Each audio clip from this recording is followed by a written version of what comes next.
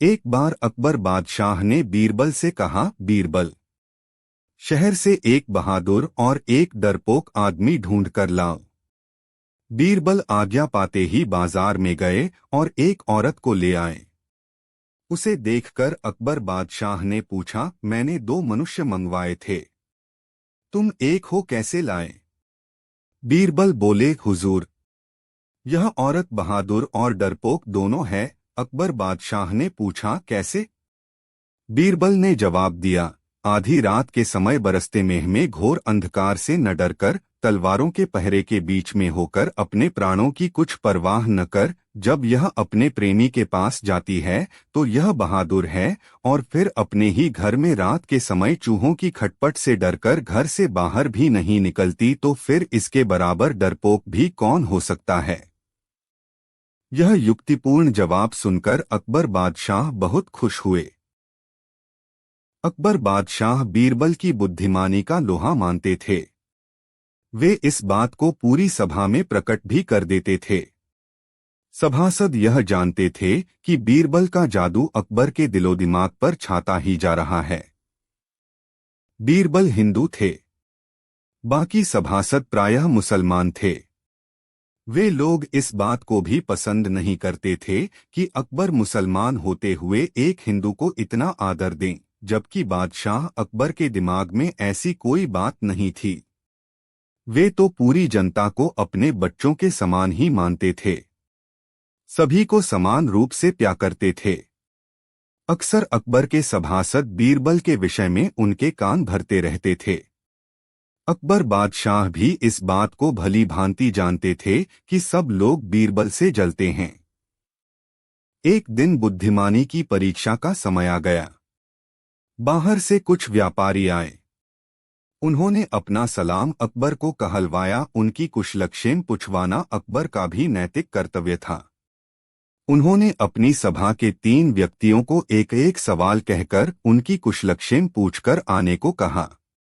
उन तीनों को जो प्रश्न बताए गए थे, वे तीनों उसी का उत्तर लेकर आप थे। उनमें से एक ने आकर बताया, वे व्यापारी दूरदेश से आए हैं। दूसरे आदमी ने आकर कहा, वे अपने देश से ऊन का सामान लाए हैं, उसे यहाँ बेचना चाहते हैं।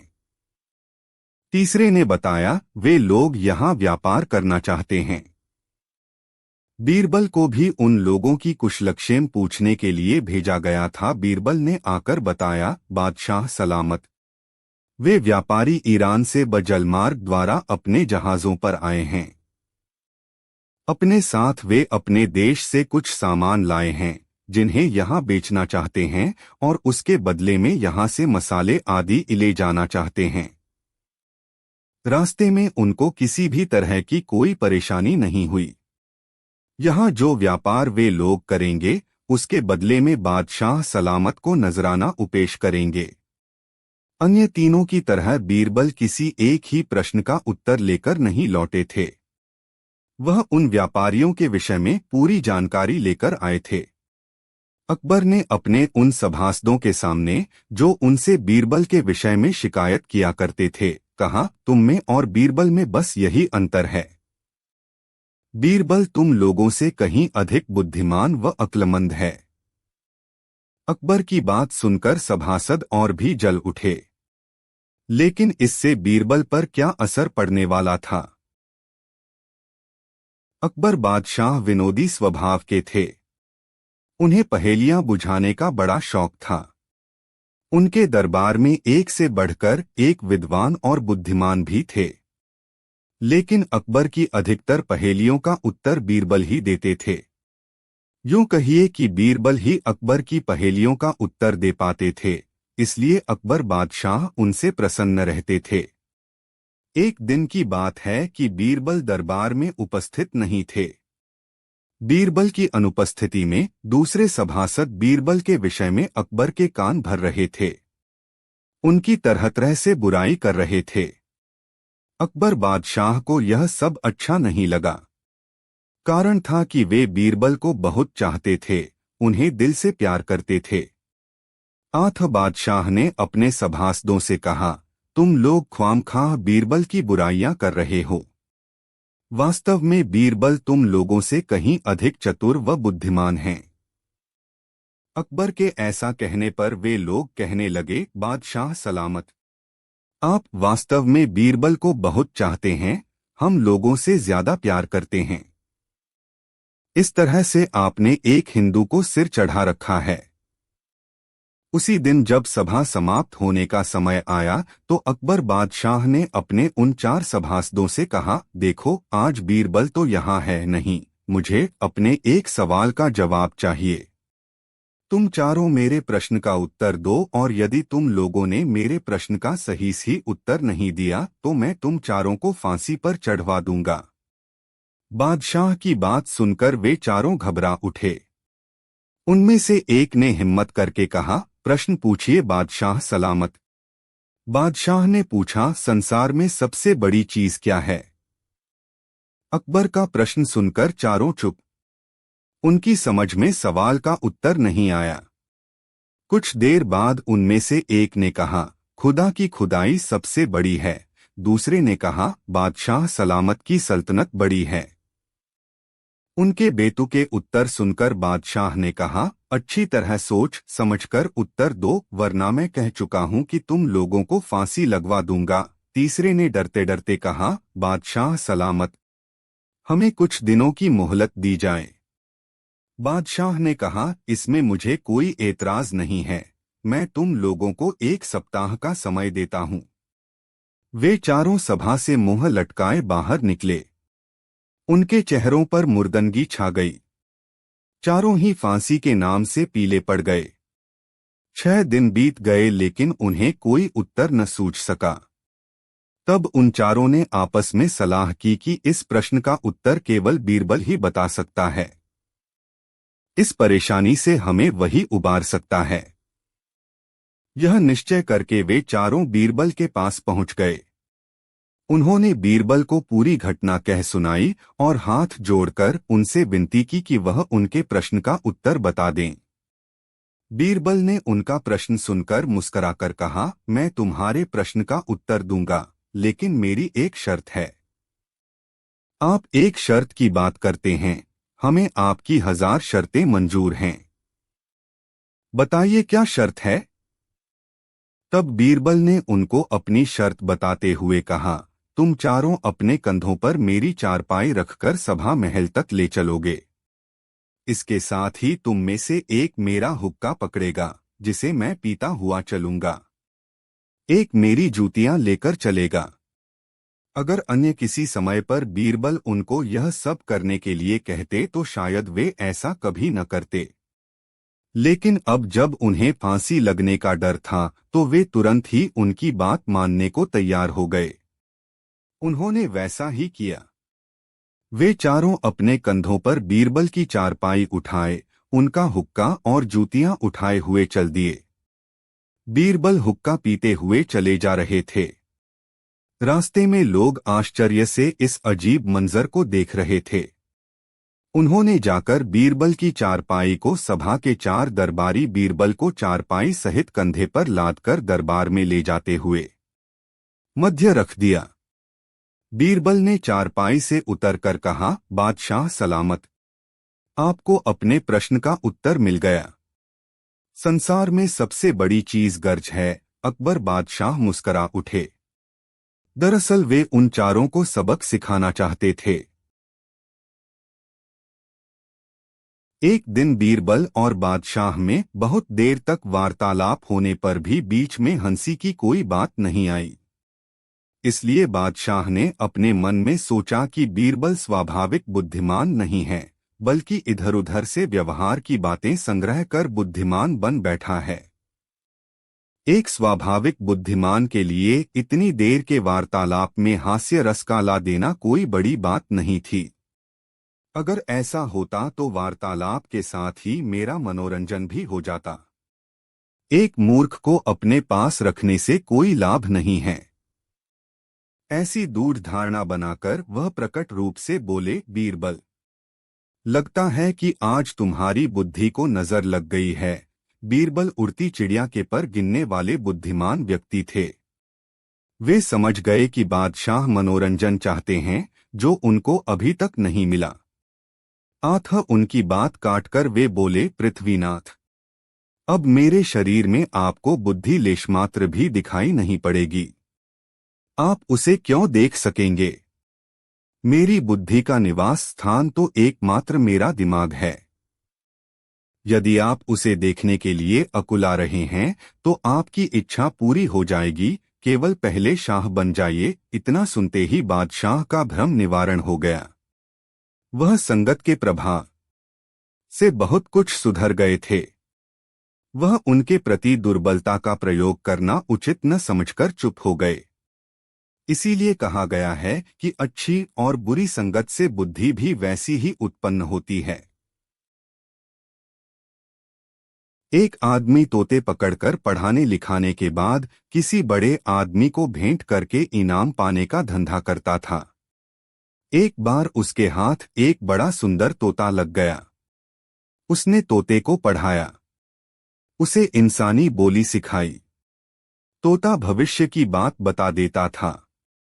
उस आदमी ने वह तोता अकबर बादशाह को भेंट करके बड़ा अच्छा इनाम पाया। बादशाह ने तोते की देखरेख के लिए एक सेवक रख दिया और उसे हिदायत दी कि यदि तोता मर गया तो तुम्हें भी मार दिया जाएगा। जो व्यक्ति जीवित तोता मरने की खबर देगा उसे भी नहीं छोड़ूंगा। सेवक तोते को अपने साथ ले गया और उसकी खूब सेवा करने लगा। एक प्रकार से उसकी रक्षा का पूरा भार उसी पर था।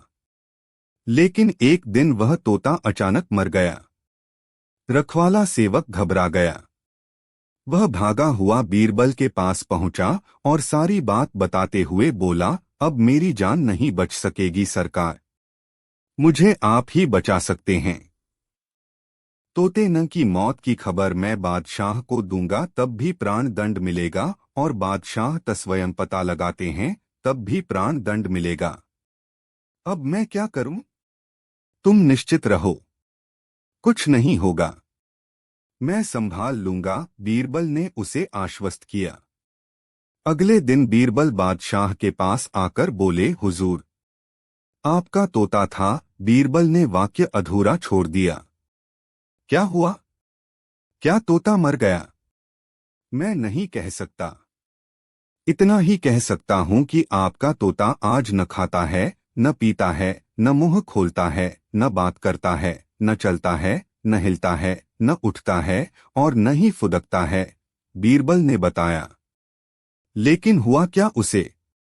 आओ चलकर देखते हैं।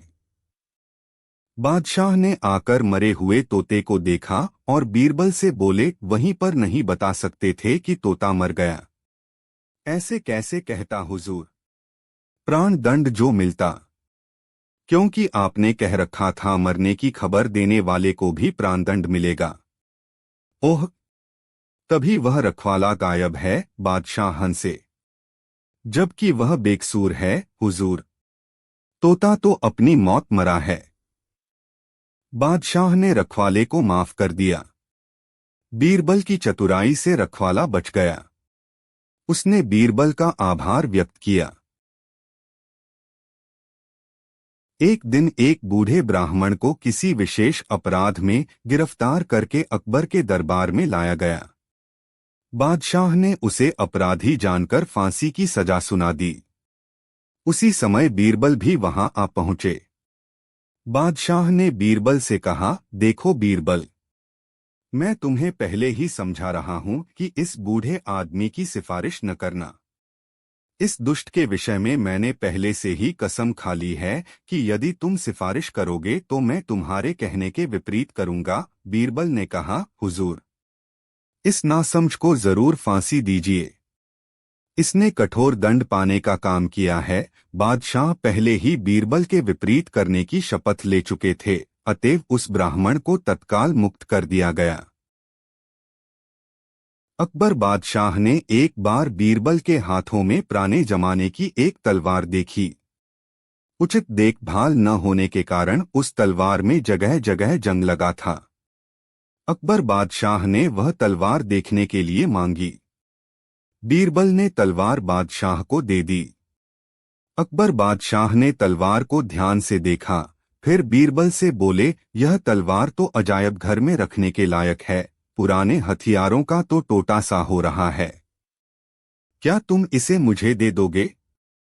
बोरबल ने नम्रतापूर्वक जवाब दिया, झामपना, यह तो आप ही की दो हुई है तथा मेरे बाप दादाओं की निशानी है।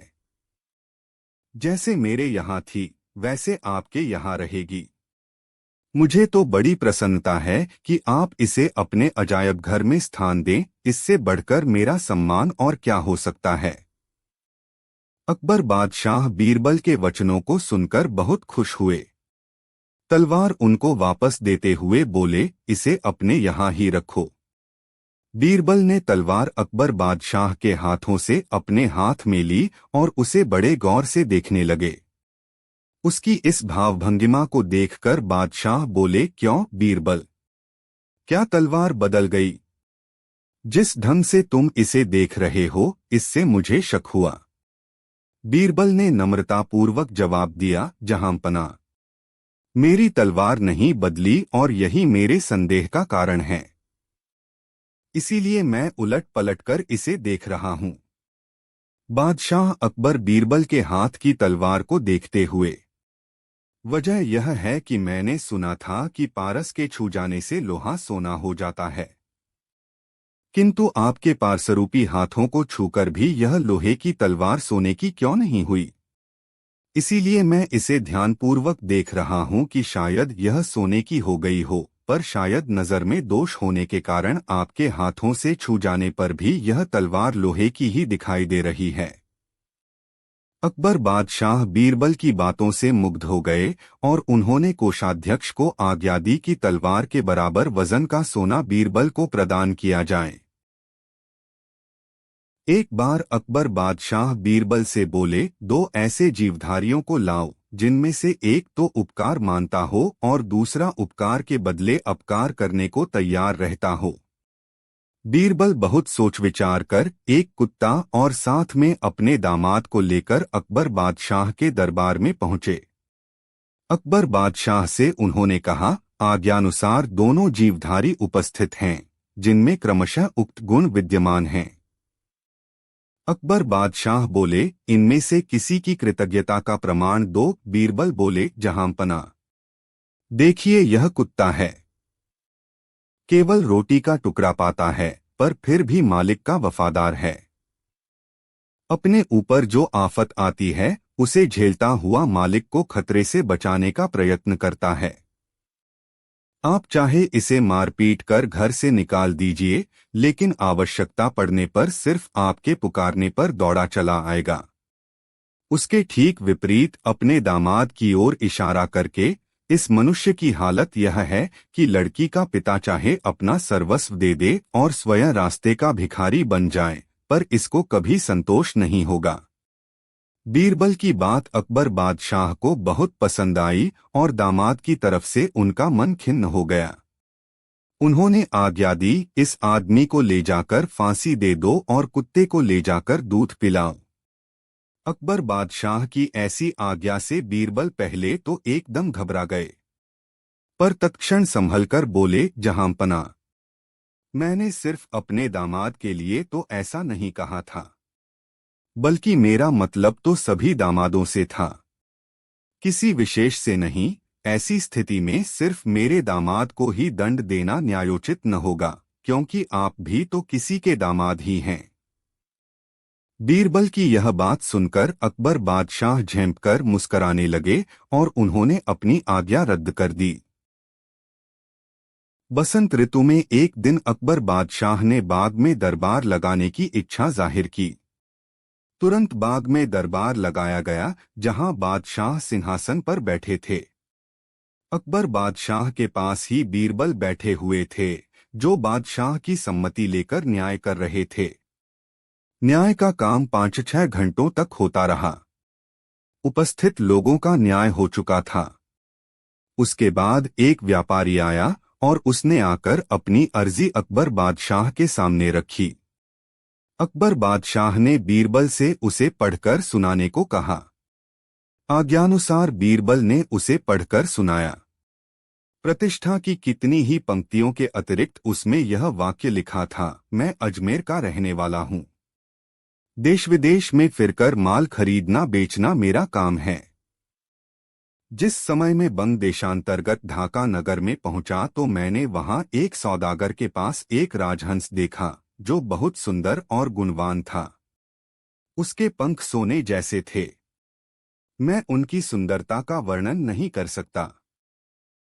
आपके महलों में रहने योग्य समझकर मैंने उसको खरीदने का विचार किया और उस सौदागर को मुहमांगा दाम 1000 रुपये देकर उसको मोल ले लिया और एक पिंजरे में बंद करके यहाँ लाया तथा अपने कमरे में उसे टांग दिया। वह पिंजरा हमेशा वहाँ टंगा रहता था। आज मैं जिस समय अपने घर वापस आया तो मुझको पिंजरे में हंस नहीं मिला। मुझको शक है कि मेरे सेवकों ने उसे मार डाला है।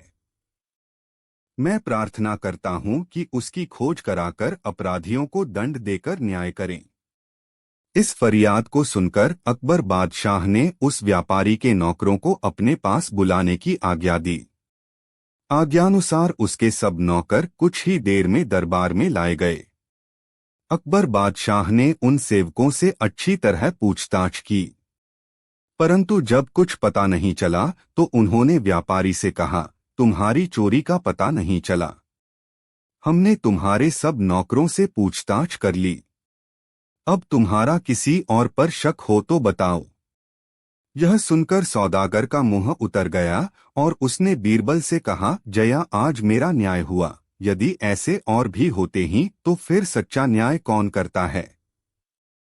बीरबल ने कहा, धीरज रखो, मैं तुम्हारा न्याय किए देता हूँ।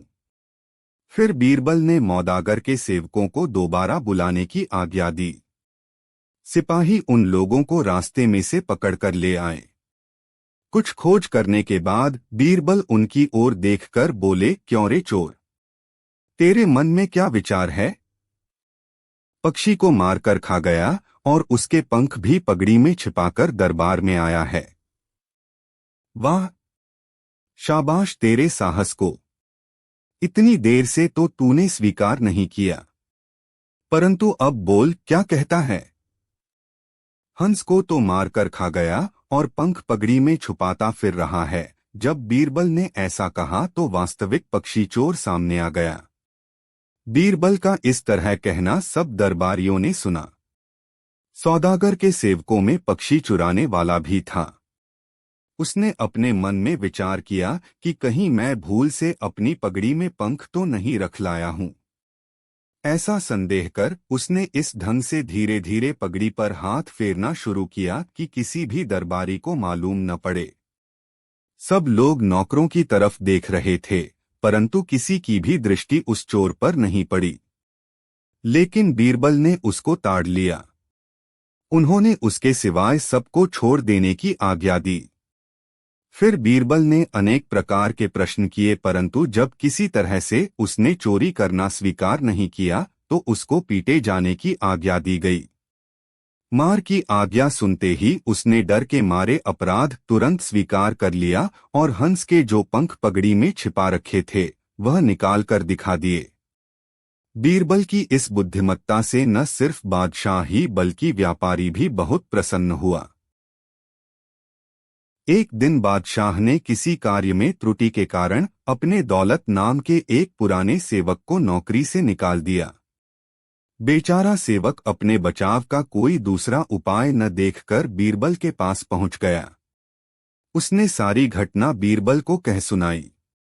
उसकी बात सुनकर बीरबल बोले, तुम एक बार फिर महल में जाकर कहो कि दौलत ड्योढ़ी पर हाजिर है, हुक्म हो तो रह जाएं। सेवक ने वैसा ही किया। बादशाह ने उसे बुलाकर कहा, दौलत मेरे यहाँ हमेशा कायम रहे। बादशाह और उस नौकर की उन अर्थ भरी बातों को समझकर सभी दरबारी हंसने लगे। बीरबल की बुद्धि से उस बेचारे सेवक की जीविका बनी रह गई। एक बार एक फकीर ने अकबर बादशाह के पास आकर सब्जी, हरे पत्ते भेंट की। उसके थोड़ी देर बाद ही बंगाल का एक पुजारी आया और उसने देवी के प्रसादी चावल और भस्म अकबर बादशाह को दिए। फिर दोनों व्यक्ति कुछ धन मिलने की आशा से एक कोने में खड़े हो गए। अकबर बादशाह ने पुजारी की भेंट को देखकर काजी से पूछा, यह क्या है? काजी ने कहा, जहांपना, चावल और खाक है। अकबर बादशाह ने अपने मन में सोचा कि यह पुजारी मेरी गद्दी को खाक करने आया है, इसलिए नौकरों से कहा कि इसको धक्का देकर निकाल दें। फिर फकीर की लाई हुई चीज को देखकर पूछा, शाह साहब, क्या लाए हैं? काजी साहब बोले, हुजूर, सब्जी लाए हैं। अकबर बादशाह ने सब्जी का प्रिय नाम सुनकर फकीर को 100 रुपए इनाम में दिए और जाने का हुक्म दिया। जिस समय यह कार्रवाई हुई उस समय बीरबल दरबार में उपस्थित न थे। दरबार से जाते समय पुजारी को बोरबल रास्ते में मिले। उसने सारी बातें बीरबल से निवेदन की। बीरबल उसको एक और खड़ा कर दरबार में गए। वहां पहुंचने पर उन्हें फकीर को इनाम मिलने और पुजारी को निकाले जाने का पता चला। अकबर के आदेश पर बंगाल के पुजारी को धक्का देकर बाहर निकालता हुआ एक सेवक बीरबल ने अकबर बादशाह के पास जाकर कहा, हुजूर, बंगाल के पुजारी का अपमान कर आपने अनुचित काम किया है।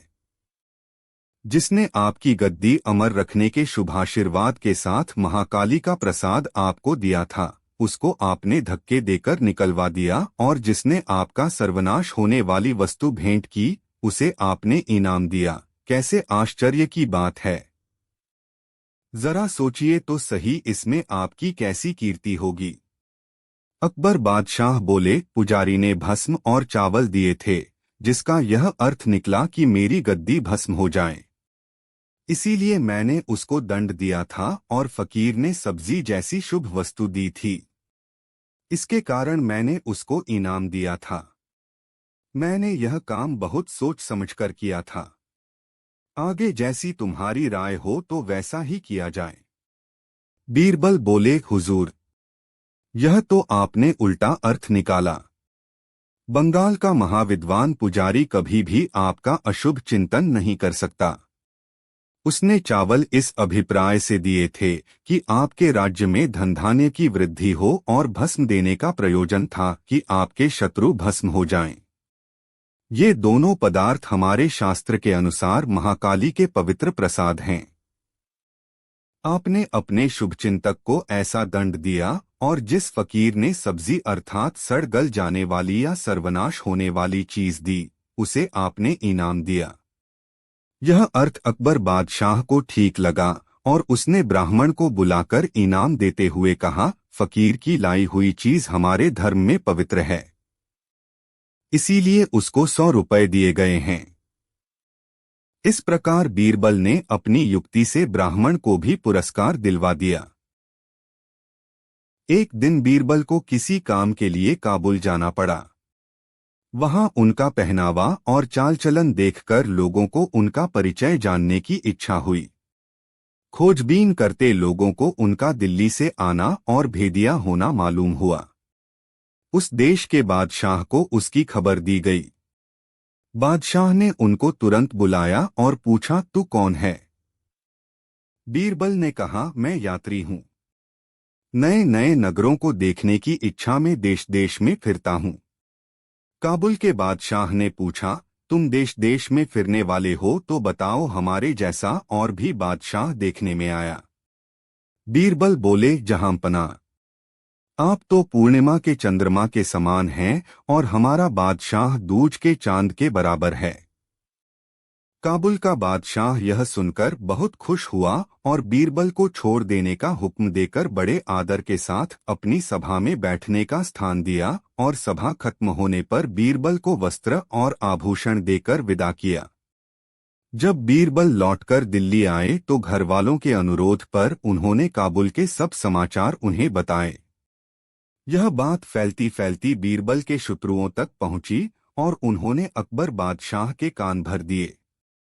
दूसरे दिन जब दरबार भर गया तब अकबर बादशाह ने बीरबल से पूछा, काबुल का सारा हाल विस्तारपूर्वक बताओ। बीरबल ने शुरू से लेकर अंत तक जो हुआ था सब कह सुनाया। जब बादशाह ने काबुल के बादशाह को पूर्णिमा के चंद्रमा के समान बड़ा और अपने लिए दूज के चांद के समान सुना तो उन्होंने इसका कारण पूछा। बीरबल ने तुरंत कहा, हुजूर, पूर्णमासी का चंद्रमा चाहे कितना ही बड़ा क्यों न हो, परंतु उसको कोई नहीं मानता और इसके अतिरिक्त वह दूसरे दिन से ही घटने लगता है, जबकि दूज का चांद यद्यपि छोटा होता है तथापि हिंदू और मुसलमान सब लोग बड़े प्रेम से उसके दर्शन करते हैं। उगते हुए चंद्रमा को देखने के लिए कैसे आतुर होते हैं। मुसलमानी महीने का आरंभ दूज से होता है। नौकर लोग दूज को शुभ मानकर उसी दिन से कार्य आरंभ करते हैं और सबसे बढ़कर यह है कि वह प्रतिदिन बढ़ता है। अब आप ही बताइए कि काबुल के बादशाह को पूर्णिमा का और आपको दूज का चंद्रमा बताने में किसकी बड़ाई हुई। इस पर अकबर बादशाह बहुत प्रसन्न हुए और सभासद उनकी बुद्धि की प्रशंसा करने लगे। एक दिन अकबर बादशाह ने देशी कारीगरों की तरक्की करने के निश्चय से बहुत सी रुई इकट्ठी करवाई। गरीबों को वह रुई हिसाब से बांट दी जाती थी। वे बेचारे उसे परिश्रम से काटते और सूत बनाकर अकबर बादशाह के यहाँ पहुंचा देते थे। इस कार्य से उनकी जीविका चलती, साथ ही अकबर बादशाह को उसमें लाभ भी बहुत था। रुई का रखना अकबर बादशाह के लिए आवश्यक था, क्योंकि गरीब काटने वाले की इतनी औकात नहीं थी कि वे रुई खरीद सकते। रुई का जब सालाना हिसाब निकाला गया तो उसमें भारी कमी पाई गई। अकबर बादशाह को इसका पता लगा तो उन्होंने उच्चाधिकारियों को इसकी जांच के लिए नियुक्त किया। अब पुराने तौर तरीके छोड़कर हर माह की आमदनी व खर्च का हिसाब किताब होने लगा। फिर भी महीने के अंत में रुई कम पड़ जाती थी। अकबर बादशाह के मन में आया कि हटाओ यह बखेड़ा, इस तरह नुकसान उठाकर कितने दिन काम चलेगा। अगले दिन रुई का यह धंधा बंद होने की आज्ञा हो गई। बीरबल को जब यह बात मालूम हुई तो उन्होंने यह विचार किया कि इससे तो बहुत से गरीबों की रोजी रोटी मारी जाएगी, फिर उनकी जिंदगी कैसे बसर होगी। यह सोचकर उन्होंने स्वयं उसकी जांच करनी आरंभ कर दी। वह अकबर बादशाह के पास गए और बोले, हुजूर, मैं चोरों को पकड़ना चाहता हूँ। बीरबल की इस बात से अकबर बादशाह अत्यधिक खुश हुए। उन्होंने बीरबल को इसकी आज्ञा दे दी। चाहर से जिन दलालों की मार्फत रुई अली थी वे सब परस्पर मिलकर चोरी करते थे, पर यह बात और लोग नहीं जानते थे। यही कारण था कि जांच पड़ताल का कोई नतीजा नहीं निकला। दलाल लोग हमेशा यह कार्रवाई कर जाया करते थे। चीरबल के ध्यान में यह बात आई कि हो न हो अवश्य इसमें कुछ चाल है, नहीं तो रुई का इस तरह घटना कदापि संभव नहीं हो सकता। खूब सोच विचार कर दूसरे दिन रुई के सब दलालों को बीरबल ने दरबार में बुलाया। रुई का व्यवसाय बंद करने की घोषणा अकबर बादशाह द्वारा सुनकर दलाल लोग चिंतित थे, क्योंकि इससे उनका दोतरफा फायदा जाता रहा था। बीरबल के एकाएक बुलाने से उनको कुछ संतोष हुआ कि शायद पुनः व्यवसाय चलाने का इरादा हो और इसलिए राय मशवरे के लिए उन्हें बुलाया गया होगा। दूसरे दिन दरबार में सब दलाल जमा हुए। यथा समय सब दरबारी भी आ पहुंचे। दरबार का कार्य आरंभ हो गया। बीरबल ने सब दलालों को संबोधित करके रुई के व्यवसाय का कुल ब्यौरा सुना दिया और बोले, रुई के इस तरह लापता होने से बहुत नुकसान हो रहा है और चोरों के लिए क्या कहा जाए। वे तो ऐसे हैं कि छिपे तौर पर तो चोरी करते ही हैं, खुलेआम भी अपनी पगड़ी में कुछ न कुछ रुई खांस लेते हैं। यद्यपि मैं उन्हें अच्छी तरह पहचानता हूँ, फिर भी मैं आम सभा में उनकी बेइज्जती नहीं करना चाहता और इसीलिए उनका नाम भी जाहिर नहीं करना चाहता। बीरबल की यह घुमाव फिराव की बातें चोर दलालों ने समझ लीं। उन्हें ज्ञात हो गया कि बीरबल बड़े ही चतुर हैं और उनकी बातों का पता उन्हें लग गया है। अब वह अवश्य ही उनका भाड़ा फोड़ देंगे। साथ ही पगड़ी में मुई खांसने की बात से चोरों का मन घबराने लगा। वे परस्पर एक दूसरे से इशारे में कहने लगे कि देखो तो पगड़ी में क्या सचमुच ही रुई तो नहीं चिपकी है। उनमें से एक साथी से रहा नहीं गया। उसने सबसे नजर बचाकर अपनी पगड़ी को ठीक करने के बहाने टटोला। बीरबल की तेज दृष्टि सब पर थी। उन्होंने समझ लिया कि यही रुई का चोर है। तत्काल ही उन्होंने सिपाही को उस चोर की मरम्मत करने का हुक्म दिया। भयभीत होकर उस आदमी ने अपना अपराध स्वीकार कर लिया। बीरबल ने चतुराई से उसके सभी चोर हिस्सेदारों का भी नाम पूछ लिया। इस तरह भांडा फूट जाने से सब पुराने दलाल निकाल दिए गए और चोरी करने वालों को दंड मिला। एक बार की बात है कि बादशाह अकबर व बीरबल दोनों ही बैठे हुए थे। बादशाह के मन में तुरंत आया कि क्यों न बीरबल से मनोविनोद के लिए कोई प्रश्न कर लिया जाए। बीरबल, यदि बादशाहत सदैव कायम रहती यानी जो बादशाह होता वह सदैव शासन करता तो कितना अच्छा होता, बादशाह ने कहा। जी, बीरबल हौले से बोले। तुम्हारी क्या राय है बीरबल, बादशाह अकबर ने पूछा। जहांपना, आपका कहना बिल्कुल उचित है, किंतु यदि ऐसा होता तो भला सोचिए, उस सूरत में न तो आप बादशाह होते और न ही आपकी बादशाहत, बीरबल ने नम्रतापूर्वक उत्तर दिया। एक बार अकबर बादशाह किसी वजह से अपनी प्यारी बेगम से नाराज हो गए और उनका क्रोध इतना बढ़ा कि उन्होंने उस बेगम को अपने महल से निकल जाने का हुक्म दे दिया। उस आदेश को सुनकर बेगम ने अकबर बादशाह को खुश करने के अनेक प्रयास किए, परंतु सब बेकार थे। जब बेगम ने देखा कि रोने व गिड़गिड़ाने से काम बनने के बजाय बिगड़ने की ही संभावना है, तो उसने बादशाह के हुक्म का पालन करना ही उचित समझा। अपने नौकर को जरूरत का सामान बांधने का हुक्म दिया और चलते समय बादशाह से माफी मांगने गई। अकबर बादशाह ने अपने हुक्म में परिवर्तन नहीं किया और वह बेगम से बोले, तुम अपनी सबसे प्यारी वस्तु को लेकर महल से चली जाओ। लाचार होकर बेगम अपने मैके जाने को तैयार हो गई, लेकिन उसे उसी वक्त बीरबल की याद आई और उसने तुरंत ही बीरबल को बुलवाया। बीरबल आए तो बेगम ने उन्हें सब बातें कह सुनाई और उनसे अकबर बादशाह को खुश करने की तरकीब बताने की प्रार्थना की। बेगम को आवश्यक बातें बताकर बीरबल वापस चले गए। अब बेगम का जरूरी सामान गाड़ियों पर लादा जाने लगा और बेगम के लिए एक पालकी अलग से सजाई जाने लगी। महल छोड़ने से पूर्व बेगम फिर अकबर बादशाह के पास गई और आंखों में आंसू भरकर बोली, हुजूर, जब आप मुझे हमेशा के लिए विदाई दे रहे हैं तो आज मेरी प्रार्थना मंजूर कीजिए। आपकी दासी आज चलते समय अपने हाथों से आपको एक गिलास शरबत पिलाना चाहती है। आज के बाद न जाने ऐसा मौका कब मिले। बेगम की बात सुनकर अकबर बादशाह पिघल गए और उसे अनुमति दे दी। फिर क्या था, बेगम ने बढ़िया शरबत से लबालब गिलास में थोड़ी शराब मिलाकर प्रेमपूर्वक बादशाह को पिला दी। शराब के नशे में अकबर बादशाह बेखबर होकर सो गए। बेगम ने अवसर पाकर बीरबल की युक्ति के अनुसार एक पालकी पर अकबर बादशाह को सुलाकर और दूसरी पर स्वयं बैठकर अपने मैके को चल दी। वहां पहुंचकर अकबर बादशाह को एक बढ़िया पलंग पर सुलाकर उनके पास बैठ गई। अकबर बादशाह की देखभाल के कारण बेगम को रास्ते में नींद नहीं आई थी, अतएव चित्त शांत होते ही उसे झपकी लग गई। जब अकबर बादशाह का नशा कुछ कुछ शांत हुआ तो उन्हें अपने आप को बेगम के साथ एक अतिरिक्त स्थान पर देखकर बड़ा विस्मय हुआ। अकबर बादशाह के जगाने पर बेगम की नींद भी खुल गई और वह उठकर बैठ गई। अकबर बादशाह ने बेगम से पूछा, मैं कहाँ हूँ? बेगम ने जवाब दिया, जहांपना, आप अपनी ससुराल में हैं। मैं यहाँ कैसे आया?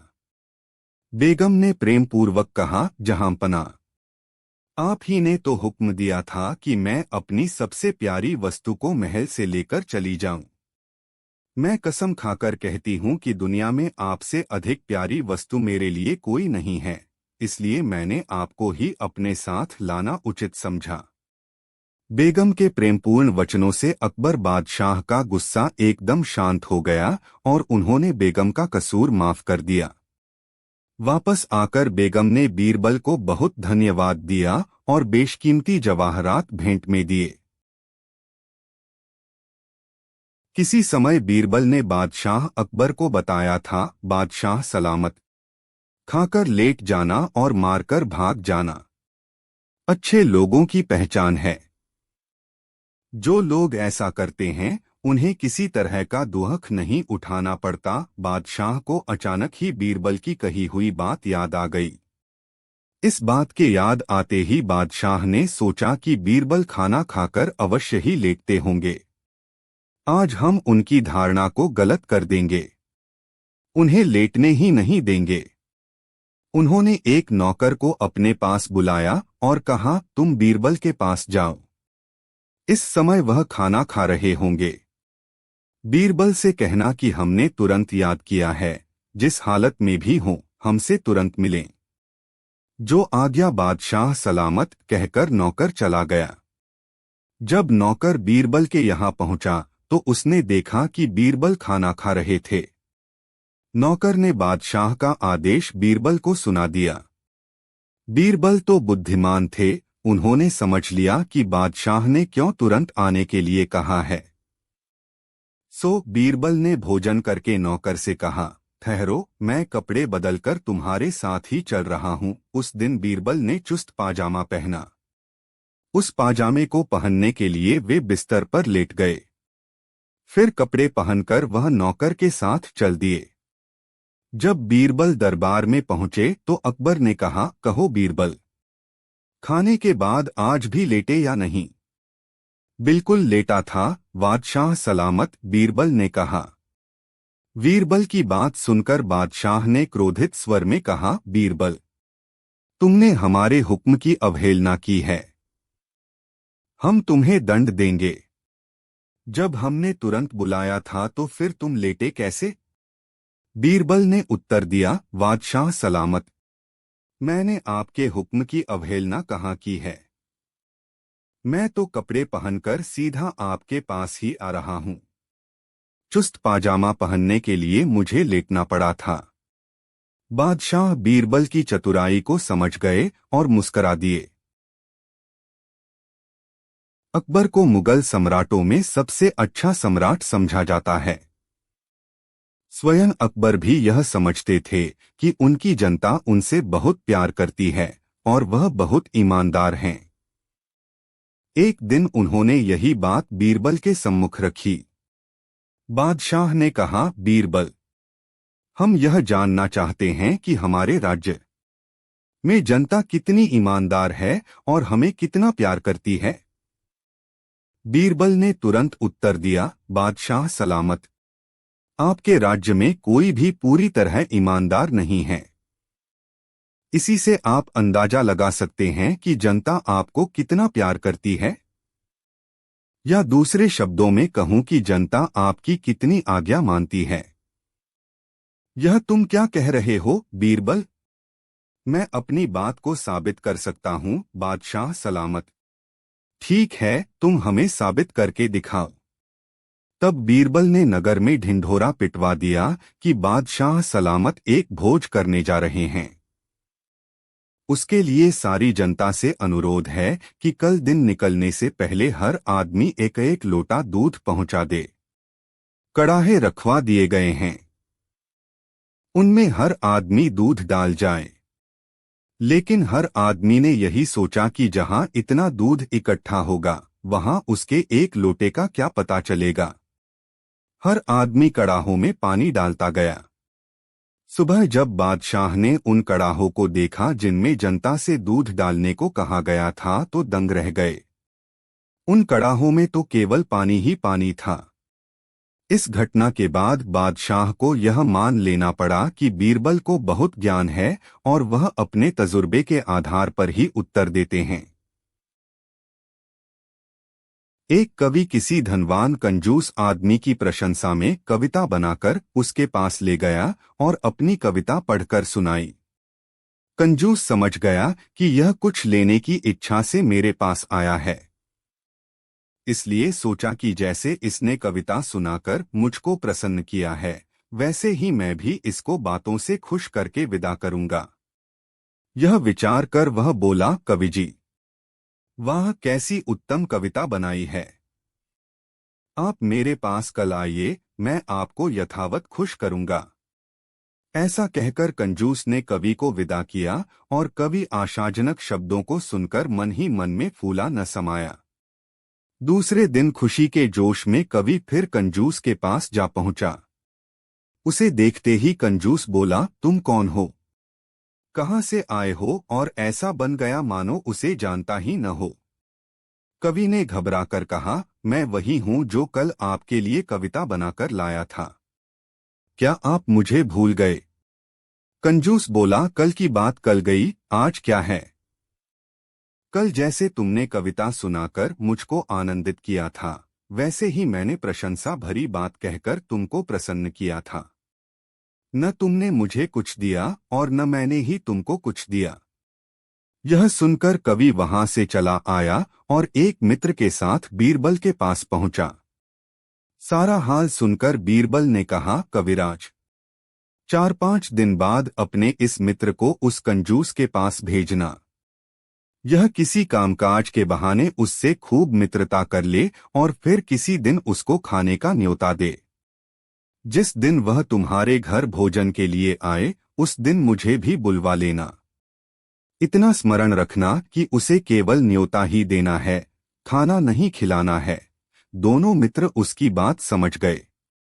थोड़े समय में ही कवि के मित्र ने कंजूस के साथ जान पहचान बढ़ाकर कामकाज का व्यवहार डाल दिया और जब दोस्ती खूब बढ़ गई, तब एक दिन उसको भोजन का न्योता दिया। कंजूस ने न्योता मान लिया। उस दिन उसने बीरबल से और कवि से भी कहलवा भेजा। वे दोनों वेश बदलकर आ पहुंचे। थोड़ी देर में कंजूस भी आ गया। उन तीनों ने उसका खूब सत्कार किया, लेकिन उन दोनों को पहचाना नहीं और सभी बातचीत में व्यस्त हो गए। खाने की कुछ भी तैयारी न थी। वे लोग तो अपने अपने घर से खाना खाकर आए थे, लेकिन कंजूस भूखा था। बहुत देर तक अपने मन को मारकर वह चुप बैठा रहा। अंत में परेशान होकर कंजूस ने कहा, भाई, खाने पीने का भी कुछ प्रबंध है या यूं ही बिठाए रखोगे? तब कवि के मित्र बोले, भाई, मैंने तुमको खाना खाने के लिए थोड़े ही बुलाया है। मैंने तो तुमको केवल खाने का निमंत्रण देकर खुश किया है। कंजूस यह सुनकर बहुत शर्मिंदा हुआ और उसने कवि को यथोचित पुरस्कार दे दिया। एक बार अकबर बादशाह ने बीरबल से कहा, मैंने सुना है कि मथुरा के चौबे बड़े ही हाजिर जवाब होते हैं। इसलिए यदि कोई चौबा आए तो हमारे दरबार में हाजिर करना। बीरबल ने कहा, बहुत अच्छा, ऐसा ही होगा। संयोग से दूसरे ही दिन एक चौबा मथुरा से आया। बीरबल उसको लेकर अकबर बादशाह के दरबार में पहुंचे और अकबर बादशाह से कहा, हुजूर, आपकी आज्ञानुसार चौबेजी हाजिर हैं। अकबर बादशाह ने पूछा, चौबेजी, अब आप कहाँ जाएंगे? चौबेजी बोले, महाराज, अब मथुरा जाएंगे। अकबर बादशाह बोले, अच्छा तो हमारी मथुरा भाभी से हमारा सलाम कहना। चौबेजी ने कहा, बहुत अच्छा, पर रास्ते में आपका बहनोई वृंदावन मिलेगा तो उससे क्या कहूं? अकबर बादशाह इस बात का कुछ उत्तर न दे सके और खुश होकर चौबेजी को बहुत सा इनाम दिया। एक बार अकबर बादशाह ने बीरबल को छकाने की एक तरकीब सोची। उन्होंने अपनी बेशकीमती अंगूठी चुपचाप एक सरदार को दे दी और उस बात को गुप्त रखने को कहा। जब बीरबल उनके पास आए तो अकबर बादशाह ने उनसे कहा, आज हमारी अंगूठी खो गई है। सुबह तो वह हमारे पास ही थी, शौच जाते समय हमने उतार कर रख दी और जब वापस लौटे तो देखा कि अंगूठी गायब है। हमें जहां तक यकीन है कि किसी बाहरी आदमी की यह करामात नहीं है, क्योंकि किसी की ऐसी हिम्मत नहीं हो सकती। मैंने यह सुन रखा है कि तुम ज्योतिष शास्त्र के भी ज्ञाता हो, इसलिए यह सब बातें तुम्हें बता दी। अब तुम सोच समझकर चोर का पता लगा दो। बीरबल ने अकबर बादशाह से उस स्थान का पता पूछा जहां उन्होंने शौच जाने से पूर्व अंगूठी रखी थी। अकबर बादशाह ने एक अलमारी की ओर इशारा किया। बीरबल ने उस अलमारी के पास जाकर उससे कान सटाया। फिर कुछ देर कान सटाकर हटा लेने का स्वांग किया। देखने से यह प्रतीत होता था जैसे वह कोई बात सुनने का प्रयत्न कर रहे हैं। कुछ देर बाद बीरबल ने अकबर बादशाह को संबोधित करके कहा, अलमारी साफ बताती है कि जिसके पास अंगूठी है उसकी दाढ़ी में तिनका है। बीरबल की बात को जब पास ही बैठे सरदार ने सुना जिसको अकबर बादशाह ने अंगूठी दी थी, तो घबराकर वह अपना मुंह व दाढ़ी टटोलने लगा। बीरबल से, जो पहले से ही चौकन्ने हो गए थे, उस सरदार की हरकत छिपी न रह सकी।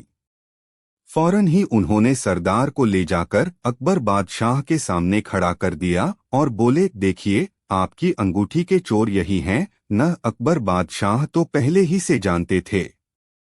बीरबल की होशियारी से उन्हें बड़ी प्रसन्नता हुई। एक बार बादशाह के पास शिकायत पहुंची कि उनका एक मालगुजारी अफसर बहुत गड़बड़ कर रहा है। वह रियाया प्रजा से कई गुना ज्यादा माल उगाहता है और ज्यादातर खुद हड़प कर जाता है। जब अफसर को बुलाकर जांच की गई तो पाया गया कि बही खातों में बहुत बड़ा घोटाला है। बादशाह ने न केवल उसकी संपत्ति जब्त कर ली बल्कि उसे विवश कर दिया कि वह बही खाते के सारे कागज भी खाए। प्रजा बादशाह के इस न्याय से बड़ी प्रसन्न हुई, पर बीरबल खुश नहीं हुए। हालांकि उस भ्रष्ट अफसर की जगह उन्हें मालगुजारी अफसर बना दिया गया था। उन्होंने सारा हिसाब किताब खाखरों पर लिखना शुरू कर दिया।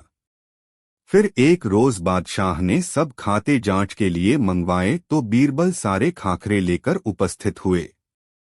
बादशाह उन अजीब खाखरों को देखकर चकित हुए तो बीरबल ने स्पष्टीकरण पेश किया, हुजूर, मेरा हाजमा खराब है।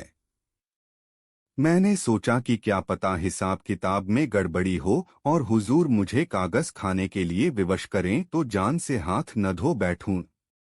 इसलिए मैंने सारा हिसाब किताब खाखरों पर लिखा है।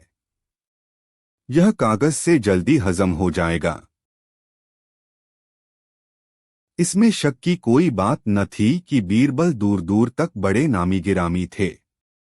एक दिन वह अकबर के साथ दरबार में बैठे थे। तभी टैक्स चोरों से जब्त की गई चीजों में एक बड़ा गधा भी दरबार में हाजिर किया गया। बादशाह को खुश करने के इरादे से बीरबल गधे की तारीफ के पुल बांधते हुए बोले, जहांपना, इसके चेहरे से ऐसी बुद्धिमानी फूट रही है कि शायद सिखाने पर ये पढ़ना लिखना भी सीख जाए। बादशाह ने उनकी बात पकड़ ली और सेवक को आदेश दिया कि वह गधे की रस्सी को बीरबल के हाथ में थमा दे। फिर बादशाह ने बीरबल से कहा, यदि गधा इतना बुद्धिमान है तो इसे ले जाओ और महीने भर में पढ़ा लिखाकर वापस ले आओ। बीरबल को समझते देर न लगी कि यदि वह इस काम में विफल हो गए तो नतीजा क्या होगा। ठीक एक महीने बाद उसी गधे की रास थामे बीरबल दरबार में हाजिर हुए। बादशाह ने पूछा, क्या गधा पढ़ लिख गया है? हाँ, जहांपनाह कहते हुए उन्होंने एक मोटी सी पोथी गधे के सामने रख दी। अकबर के दरबार में पढ़ा लिखा गधा पोथी पढ़ता हुआ और बीरबल उसकी रास थामे हुए। गधा जुबान से पोथी के पन्ने पलटता चला गया और 30वें पन्ने पर पहुंचकर जोर जोर से रेंकने लगा। बादशाह और सभी दरबारी चकित रह गए। तुमने यह चमत्कार कैसे किया? बादशाह ने पूछा। बीरबल ने बड़ी शान के साथ समझाया, जहांपना, पहले रोज मैंने मुट्ठी भर घास पोथी की जिल्द और पहले पन्ने के नीचे रख दी। दूसरे दिन मैंने घास दूसरे पन्ने पर रख दी और पोथी बंद कर दी। गधे ने उसे खोलकर घास खा ली। फिर रोजाना इसी तरह से आगे के पन्ने पलटने लगा, लेकिन जिस पन्ने पर घास नहीं मिलती तो गधा गुस्से से रेंकने लगता। एक बार बादशाह अकबर बीरबल से बोले, बगीचे से सारे मर्द हटाकर दूसरे बगीचे में भेज दिए जाएं और इस बगीचे का काम औरतों से कराया जाए। बादशाह का हुक्म पाकर बीरबल ने सारे इंतजाम कर दिए और कुछ देर बाद पुनः बादशाह के सम्मुख उपस्थित होकर बोले, आलमपना, मैंने तो मर्दों को वहां से हटा दिया, परंतु वहां एक मर्द बहुत ही निडर है जो बार बार कहने पर भी नहीं जाता और कुएं में उतर जाता है। बादशाह अपनी अवज्ञा सुनकर बड़े क्रोधित हुए और उस स्थान पर चलने को स्वयं तैयार हुए। जनान खाने में काम करने वाली एक औरत को भी उन्होंने साथ ले लिया। तत्पश्चात बीरबल के साथ वे उस स्थान पर पहुंचे जहां वह कुआं था। तीनों झुककर कुएं में देखने लगे। उन्हें 3 परछाइयां पानी में दिखाई दीं। बीरबल जल्दी से बोले, देखिए हुजूर, अभी तक तो दुष्ट अकेला ही था, पर अब अपने साथ एक भड़वा और एक मालजादी को भी ले आया। यह सुनकर बादशाह को बहुत हंसी आई। एक बार शाही दरबार में खूब सजावट थी। फारस देश के कुछ मशहूर लोग भारत आए हुए थे। दरबार में उनके स्वागत की धूम थी। सभासद एकत्रित थे। अकबर बादशाह अभी उपस्थित न हुए थे। कुछ देर बाद फारस देश के मेहमान भी पधारे। अकबर बादशाह के मौजूद न होने से बीरबल ने उनकी तरफ से अतिथियों का स्वागत किया और उन्हें उचित स्थान पर बैठाया। अकबर बादशाह की सभी प्रतीक्षा कर रहे थे। कुछ समय बाद दरबार में एक व्यक्ति ने प्रवेश किया और दरबारियों को संबोधित करके बोला, आज अकबर बादशाह की मांझी इंतकाल फरमा गई हैं। इतना कहकर वह जहां से आया था वहां चला गया। कुछ देर बाद एक दूसरे व्यक्ति ने दरबार में प्रवेश करते हुए कहा, सभी लोगों को बधाई हो। आज अकबर बादशाह के घर में लड़का पैदा हुआ है। एक ही समय में दुख और खुशी के समाचारों के मिलने से दरबारियों में आपस में यह विचार होने लगा कि इस अवसर पर हंसना चाहिए या रोना। किसी से कोई निश्चय न हो सका। फारस के मेहमान भी कुछ निश्चय न कर सके कि क्या करना चाहिए। जब कुछ निश्चय न हो सका तब सब दरबारियों ने बीरबल से सलाह देने की प्रार्थना की। बीरबल बोले, आप सब लोग जैसे अकबर बादशाह करें वैसे ही करें, यानी उनके आने की प्रतीक्षा करें। यदि वह हंसते हुए सभा भवन में प्रवेश करें तो हंसना चाहिए, इसके विपरीत यदि रोते हुए दाखिल हों तो रोना चाहिए। बीरबल की इस बात को सब दरबारियों ने एक राय से मान लिया। फारस से आए हुए व्यक्तियों ने भी बीरबल की बुद्धि की बड़ी प्रशंसा की। एक बार अकबर बादशाह ने बीरबल से पूछा, बीरबल, आदमी कैसे बीमार पड़ा? साग अच्छा क्यों न बना? बीरबल ने जवाब दिया, जहांपना, सोया न होगा। अकबर बादशाह ने फिर पूछा, बीरबल, दीवार क्यों टूटी? राह क्यों लुटी? बीरबल ने जवाब दिया, राज न था। अकबर बादशाह बीरबल के जवाबों से बहुत खुश हुए और उनकी बुद्धि की प्रशंसा की। एक दिन बीरबल दूसरे शहर में अपने रिश्तेदारों से मिलने पहुंचे। दूर से बीरबल को आते देखकर एक दंपत्ति ने लड़ाई का नाटक करने का फैसला किया। पति ने हाथ में लकड़ी ली और उसे जमीन पर मारते हुए पत्नी को धमकाते हुए पीटने का नाटक शुरू कर दिया। बीरबल ने जब देखा तो समझ गए कि यह सब नाटक है और वह घर के चौबारे में छिपकर बैठ गए। कुछ देर बाद उन्होंने देखा कि पति पत्नी ने लड़ाई रोक दी और अपनी अपनी होशियारी जताने लगे। पति बोला, देखा किस होशियारी से मैंने लकड़ी उठाकर चलाई, लेकिन तुम्हें एक भी नहीं लगी। पत्नी बोली, आपने भी देखा कि मैं कितनी चतुराई से चिल्लाई, लेकिन रोई तक नहीं। यह सुनकर बीरबल से न रहा गया।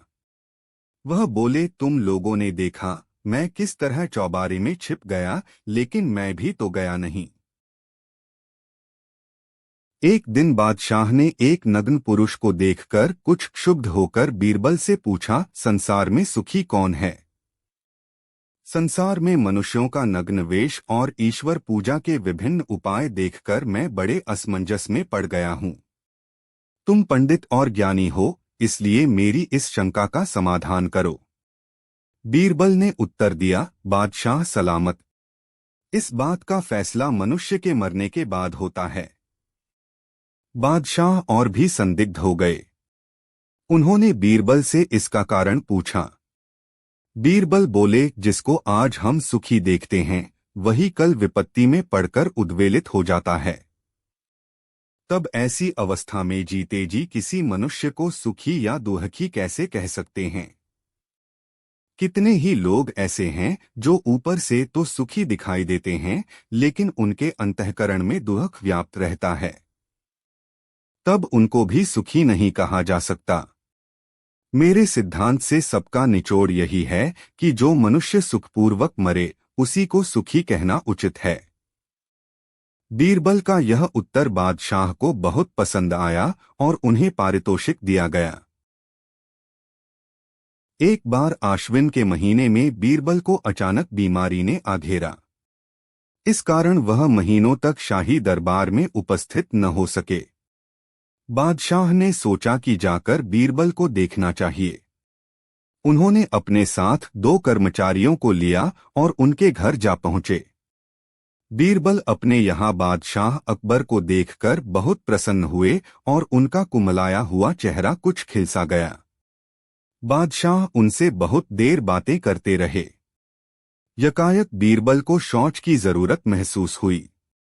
उन्होंने बादशाह से इजाजत ली और चले गए। तभी बादशाह के मन में बीरबल की बुद्धि की परीक्षा की बात आई। उन्होंने सोचा कि बीरबल महीनों से बीमार है। शायद उनकी बुद्धि चातुर्य में कमी आ गई हो। जानना चाहिए कि अब वे कितने चतुर रह गए हैं। उन्होंने नौकरों द्वारा उनके पलंग के चारों पायों तले 4 कागज के टुकड़े रखवा दिए और पहले की भांति शांत बैठ गए। बीरबल लौटकर आए और पलंग पर लेट गए। बादशाह उनकी परीक्षा के अभिप्राय से इधर-उधर की बातें छेड़कर उनको भुलावा देने लगे। बीरबल बादशाह की बातें सुनने के साथ ऊपर नीचे और दाएं-बाएं देखते जा रहे थे, मानो कुछ देखने या समझने का प्रयत्न कर रहे हों। तुम कुछ बेचैन नजर आ रहे हो बीरबल। आलीजा, जान पड़ता है कि यहाँ कुछ रद्दोबदल हुआ है। तुम्हें कुछ भ्रम हुआ है बीरबल? जी नहीं आलीजा, मुझे महसूस हो रहा है कि या तो इस मकान की कागज भर जमीन धंस गई है या मेरा पलंग ही कागज भर ऊंचा हो गया है। बादशाह मुस्कराए। हाँ, अक्सर देखा जाता है कि बीमारी की दशा में निर्बलता के कारण लोगों के दिमाग में तुम्हारी तरह फितूर आ जाता है। ऐसा हरगिज नहीं हो सकता आलीजा, बीरबल बेहिचक बोले। मैं बीमार अवश्य हूँ, लेकिन मेरी बुद्धि तो बीमार नहीं है। बीरबल में पहले जैसी ही तेज बुद्धि और चतुराई देखकर अकबर बादशाह बहुत प्रसन्न हुए। तत्पश्चात उन्होंने बीरबल के आगे सारा भेद खोल दिया। मजाक और झेंपाने के उद्देश्य से बादशाह ने एक रोज बीरबल के जूते छिपा दिए। जब बीरबल को उठकर जाना पड़ा तो वह अपने जूते ढूंढने लगे, लेकिन जूते कहीं नहीं मिले।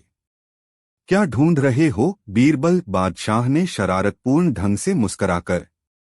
जहां पना, मैं अपने जूते ढूंढ रहा हूं, मिल ही नहीं रहे हैं। पूछा, जूते तो चमड़े के ही थे, हो सकता है कोई कुत्ता उठाकर ले गया हो। खैर कोई बात नहीं, जाने दो, नए मंगवाते हैं, बादशाह ने कहा। फिर बादशाह ने अर्दली को भेजकर बीरबल के लिए नए जूते मंगवा दिए। नए जूतों को पहनने के बाद बीरबल ने धन्यवाद देते हुए कहा, बहुत बहुत शुक्रिया हुजूर, आपने मुझे नए जूते पहना दिए हैं। खुदा करे जन्नत में आपको 1000 जूते मिलें। बीरबल का इतना कहना था कि सब खिलखिलाकर हंसने लगे। दिल्ली में देवीदास नामक एक गृहस्थ रहता था। उसके विषय में दिल्लों में ऐसी किंवदंती फैल रही थी कि जो कोई भी प्रातःकाल देवीदास का चेहरा देखता है उसको दिन भर खाना नसीब नहीं होता। यह किंवदंती फैलते फैलते अकबर बादशाह के कानों तक भी पहुंची तो उन्होंने विचार किया कि सत्य अथवा असत्य का निर्णय करना चाहिए। यह विचार मन में पक्का कर अकबर बादशाह ने देवीदास को बुलाया और रात में उसको अपने शयनागार के पास एकांत कक्ष में सुला दिया। दूसरे दिन प्रातःकाल उठकर सबसे पहले उसका चेहरा देखा और विचार किया कि देखें आज क्या होता है। फिर अकबर बादशाह दरबार में चले गए और सब आवश्यक कार्यों को करके भोजन करने के लिए पधारे तो बावर्ची ने अलग अलग प्रकार के खानों से धान्य भरकर उनके सामने रखे, परंतु एकाएक उस थाल में एक मरी हुई मकड़ी दिखाई दी, जिससे बादशाह को ग्लानि हो गई और वे भोजन किए बिना ही उठ खड़े हुए। फिर तत्काल दूसरा खाना बनाया गया, परंतु उसमें बहुत देर हो गई। सो उस दिन अकबर बादशाह को संध्या समय 4 बजे भोजन मिला। इस संयोग से अकबर बादशाह को निश्चय हो गया कि यह मनुष्य निस्संदेह मनहूस है, इसलिए इसको मरवा डालना चाहिए। यह विचार कर उन्होंने जल्लादों को बुलाकर हुक्म दिया, इस दृष्ट को तुरंत फांसी दे दो। यह हुक्म पाकर जल्लाद उसको फांसी के स्थान पर ले गए, परंतु रास्ते में बीरबल मिल गए। उसको देखकर बीरबल को दया आ गई। उसका वृतांत सुनकर उसको एकांत में ले जाकर बीरबल ने समझाया, जिस समय जल्लाद तुम्हें सुलोघर में ले जाकर तुमसे पूछें कि तुम्हारी क्या इच्छा है, तब तुम कहना कि मेरी केवल यह इच्छा है कि मैं नगर के लोगों के सामने यह प्रकट करूं कि मेरा चेहरा देखने से तो लोगों को सिर्फ खाना ही नहीं, मनहूस देवीराम को फांसी लगाने के लिए ले जाता हुआ जल्लाद मिलता था। परंतु जो प्रातःकाल बादशाह अकबर का चेहरा देखेगा उसको फांसी होगी, कारण कि आज प्रातःकाल मैंने अकबर बादशाह का चेहरा देखा था, जिसका यह फल है कि अब मैं सूली पर चढ़ाया जा रहा हूँ। यह कहकर बीरबल चले गए और जल्लाद उसको फांसी वाले स्थान पर ले गए। वहां जाकर जल्लादों ने देवीदास से पूछा, तुम्हारी क्या इच्छा है? देवीदास ने बीरबल के कहे अनुसार उनको जवाब दिया, जिसको सुनकर वे अचंभित हो अकबर बादशाह के पास गए और देवीदास की अंतिम इच्छा उन्हें बताई। यह सुनकर अकबर बादशाह घबराए और जल्लादों से कहने लगे, उसे फांसी मत दो और मेरे पास ले आओ। बादशाह की आज्ञानुसार जल्लाद देवीदास को दरबार में लाए। उसे देखते ही अकबर बादशाह ने उसे इनाम दिया और यह कहकर विदा किया कि इस बात को किसी से मत कहना। बाद में यह मालूम होने पर कि देवीदास को यह बात बीरबल ने सुझाई थी, वह बीरबल से बहुत प्रभावित हुए। एक दिन बादशाह का दिल मजहबी झोंकों में हिलोरे मार रहा था। इसी बीच दैवयोग से बीरबल भी वहां आ पहुंचे। बादशाह ने कहा, बीरबल, तुम मुस्लिम मजहब अख्तियार कर लो। बीरबल बोले, पृथ्वीनाथ, मैं इसका सोच समझकर जवाब दूंगा। फिर वह दरबार से चले गए तथा महंतों की टोली में पहुंचकर उनको गुप्त रूप से समझाकर कहा, तुम लोग खूब सावधान रहो, बादशाह तुम्हें मुसलमान बनाना चाहते हैं।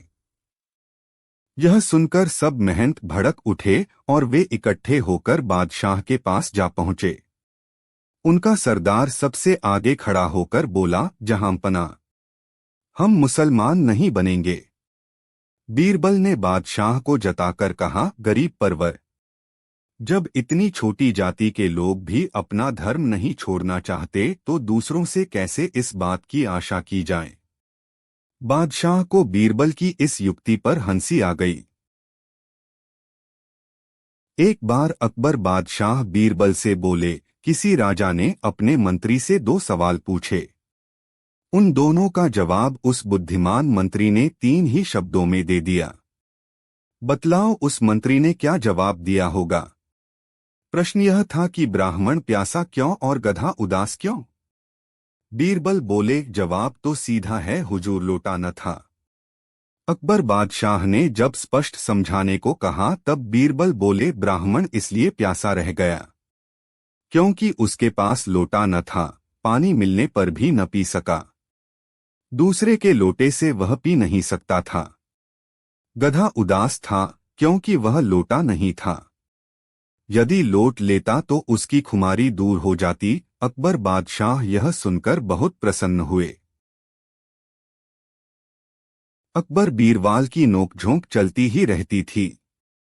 बादशाह को हंसी मजाक से बड़ा प्रेम था।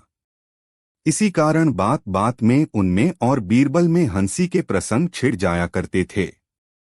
हंसी मजाक में अकबर बादशाह क्रोधित भी हो जाते थे, किंतु चीरबल कभी क्रोधित नहीं होते थे।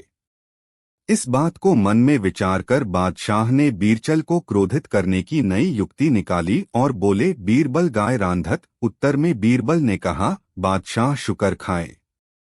बादशाह की बात से बीरबल तो क्रोधित न हुए, पर बीरबल की चात में बादशाह क्रोधित अवश्य हो गए। वह भड़ककर बोले, तुम मुझे मजाक के बहाने शुकर खिलाते हो? हुजूर आप भी तो मुझे गाय खिलाते हो। बादशाह अपने वाक्य का अर्थ बदलकर बोले, हमने तुम्हें रांधते वक्त गाने को कहा था। तत्काल बीरबल ने भी प्रत्युत्तर में कहा, आलमपना, मैंने भला शुकर खाने को कब कहा? तो फिर मैं तो कह रहा था, बादशाह शुक्र खाए अर्थात आपने तोता रखा हुआ है। सिर्फ समझ का हो हेरफेर है। आप बिना अर्थ समझे अकारण क्रोधित होते हैं। चाँदशाह निरुत्तर हो गए। अकबर बादशाह बड़े चतुर थे। कभी कभी वे बीरबल की बुद्धि की परीक्षा के लिए ऐसी बहुत सी बातें पूछ लेते थे कि जिनका उस समय पर कोई मतलब नहीं होता था। एक दिन बादशाह और बीरबल दोनों टहलने के लिए साथ साथ निकले। शाम के समय बादशाह और बीरबल आराम से टहल रहे थे। अचानक चलते चलते बादशाह ने बीरबल से पूछा, बीरबल बताओ ऊपर क्या है? बादशाह का ख्याल था कि बीरबल शायद यही उत्तर देगा कि ऊपर आसमान है, लेकिन बीरबल ने बताया, बादशाह सलामत, ऊपर बूरा है। तब बादशाह को बीरबल की बुद्धिमत्ता का लोहा मानना ही पड़ा। दरअसल अकबर बादशाह को टहलते टहलते उस दिन की बात याद आ गई थी, जब अकबर व बीरबल दोनों भोजन कर रहे थे और भोजन में खीर थी, खीर के ऊपर बूरा था। बीरबल का उत्तर सुनकर बादशाह मुस्कराकर रह गए।